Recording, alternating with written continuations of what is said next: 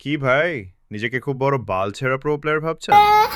ইউটিউবে দুটো হাইলাইটস দেখে আর র্যাঙ্ক পুশ করে গ্র্যান্ড মাস্টার হয়ে নিজেকে ইন্ডিয়ার ফিউচার ই স্পোর্টস স্টার ভাবা শুরু করেছেন।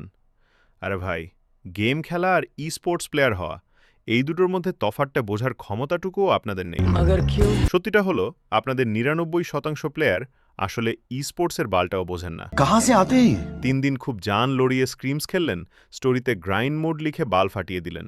তারপর ৫ দিন গার্লফ্রেন্ডের চ্যাটে ন্যাকামি বা বন্ধুদের সাথে আড্ডার বাহানা।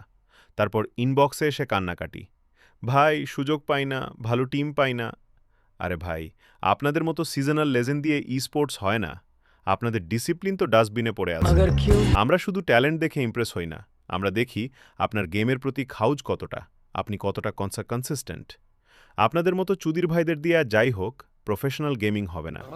যদি বাপের বেটা হয়ে থাকেন, তবে বাহানা না দিয়ে মাঠে টিকে দেখান, না হলে গেম আনইনস্টল করে গিয়ে লুডো খেলুন।